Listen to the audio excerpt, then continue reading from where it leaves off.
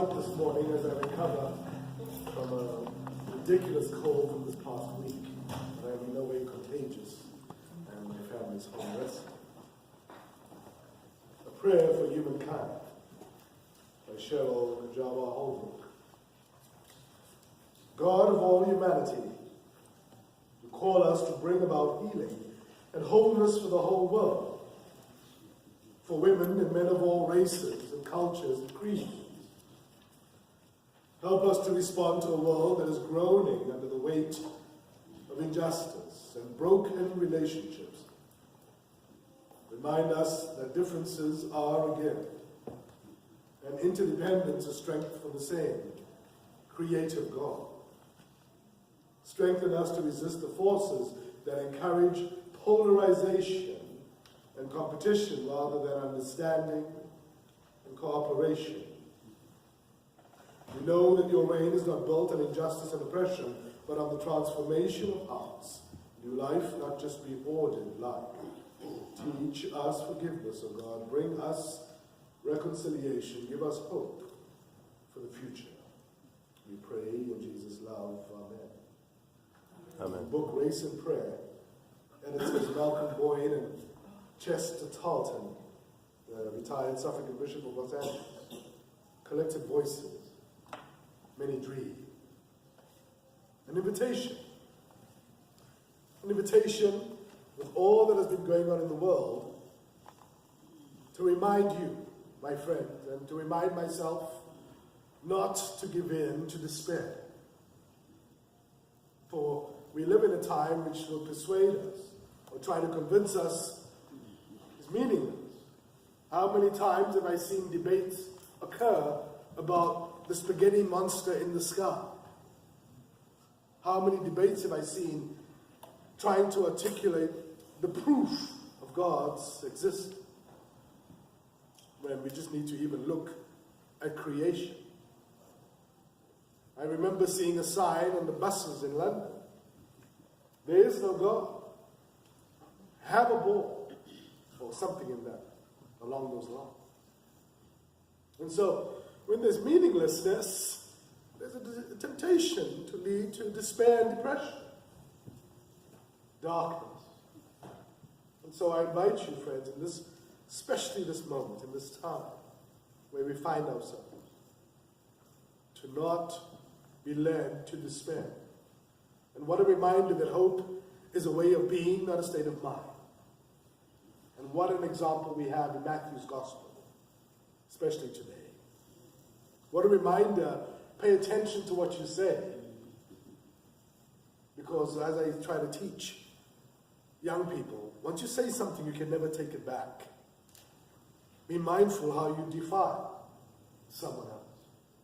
And I'm excited because the Canaanite women's story is about boundaries and borders. Jesus travels north of Galilee, an area we now call southern Lebanon. He comes towards the edge of the area populated by a Jewish community predominantly, but it's this borderlands between the Jewish community and the Gentile. Notice Matthew calls this woman a Canaanite.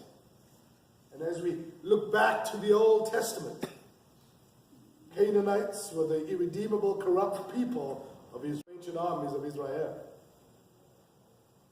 And so I'm fascinated how boundaries are crossed in today's scripture. And what excites me even more, she gives an example of what to do when you think silence from God is an answer. When in her prayer she says, Lord, Son of David, he ignores her. That's just strange. How many times does that feel like in our prayers? Silence. And we take it as an answer. And what I like is that she insists, Lord, Son of David, heal my daughter. She persists. She pursues. And what does Jesus do?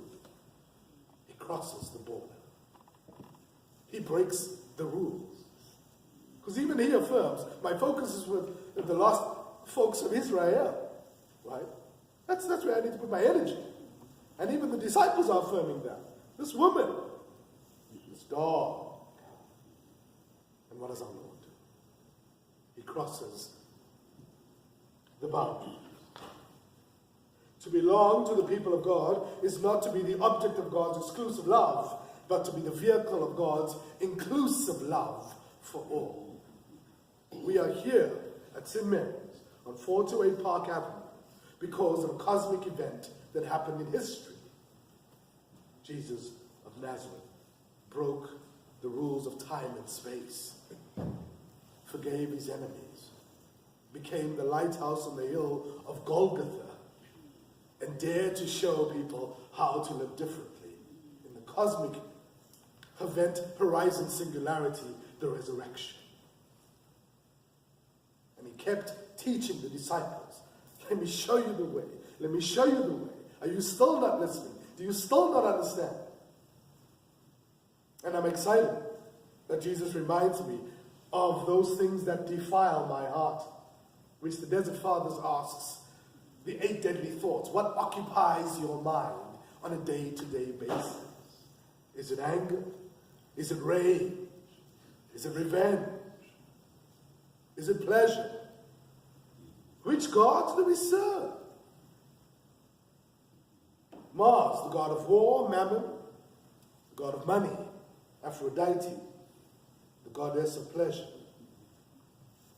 But even more so, do we have boundaries beyond which we do not expect God to be at work? The great Genesis story, God was in this place and I did not know it. Are there sectors of society? Are there kinds of people who we take for granted will not be receptive to the gospel of Jesus of Nazareth? Jesus has crossed the boundary before you and me. And if we are open to God's surprises, he will lead us across.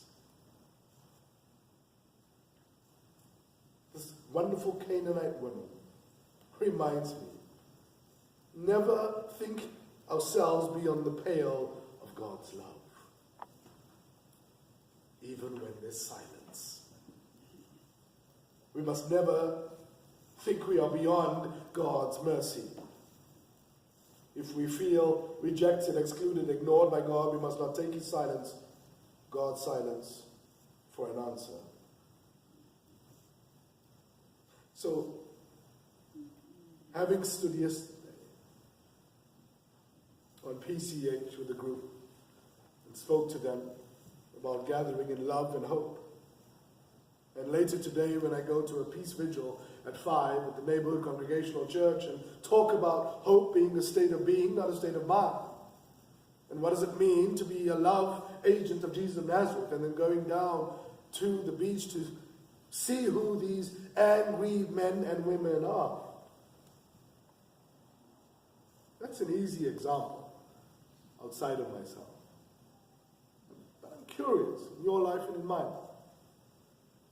which boundaries do we need to cross? Who in my life and your life do I conclude beyond God's love?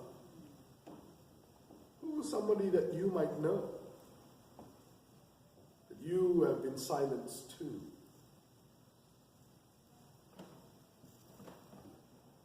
These are not easy times. These are very difficult times, and I'm hopeful and I'm excited that perhaps the human family will learn that our futures are intertwined. Your future and my future are intertwined, the future of my neighbor. There's this really sloppy term being used now, intergenerational justice. What planet will I leave for Jonah, for Korah, for all of them? What planet will I leave for them? And as you know, because I watch too much HDTV, I mean, if you're moving a home, do you go and trash it before the next people move in? When it's in escrow or whatever that is? I mean, did Bob Honeychurch go, okay, Lester's on his way to the new office at the Rose Cottage, so I'm going to just trash everything. I'm throwing out all the papers, and Elaine's going to throw everything out. I mean, do we do that? So why would we do that with each other? Why would we do that with creation? Why would we do that with the planet? if we do that on just a basic level, as the human family. And so, times will not get easier. That's the scary thing. I dare say it's going to get harder. It's going to get harder to remember to be community. It's going to get really difficult to try to convey words of sacredness to folks who are consumed by nothing but hate. I remember meeting a man in Michigan in 2001 in a parish hall when I went on a Hands and Healing pilgrimage with John Bruno. What fascinated about this man's story is that he was in the KKK for 35 years. And him and I authentically sat down.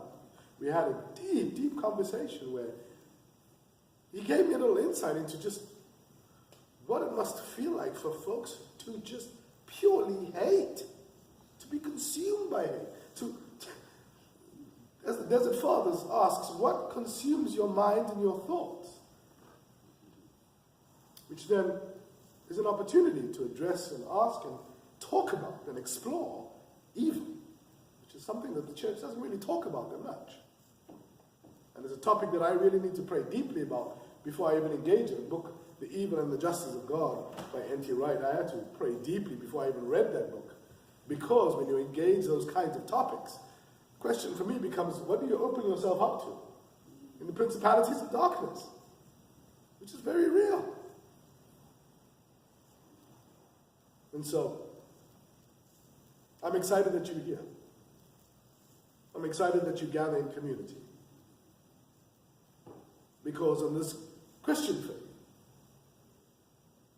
you, I've seen, dare to say, that's not what the Christian community is about. As you know, I've always, as you've heard me say, my passion is redeeming the kind of Christianity I've experienced.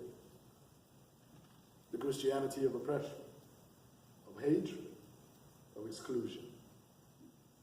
And so I'm excited. Thank you, Canaanite woman, that you convey your perseverance. Do not despair. Persevere. For our futures are intertwined, whether we like it or not. And so wherever you go back into your home and where you work, begin with small steps of recognition. Recognize the other friend. Begin with seeing one another. And I know I've got some work to do, because I know there's some clergy in this diocese that I need to practice that with. And that's the truth. That's the truth. There's no point in me sharing with you the gospel of Christ and Christ's healing, but I can't be honest with you, right? And so that's going to be my work. Because there are clergy in my diocese. And God forgive me. But I need to work through that in seeing, in forgiveness. And for me, if I can't do it on that level, what difference is it going to make if I'm standing at PCH?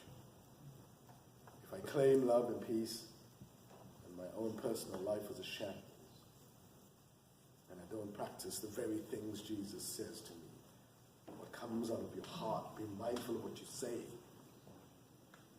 Be careful what you say. Because once you say it, you can never take it back. What a challenge. How do we talk to one another at St. Mary's? How do we engage each other on things that are really, really difficult? Because our work is supposed to be showing the world, this is how we do it. Look how different they are, but look how they love one another. Look how strange they are, but look how tender they are with one another. Even though some of them make each other cranky. Look how they love one another. Not a Hallmark love. Not a Valentine's Day love, an agape love. A self-revealing love. A recognition that we are the human family. And like our presiding bishop asks, what will we choose? Chaos or community? Strength to you on your journey. Strength to you this next week. when the world seems veiled in darkness. Hope to you on your spiritual journey. Oh.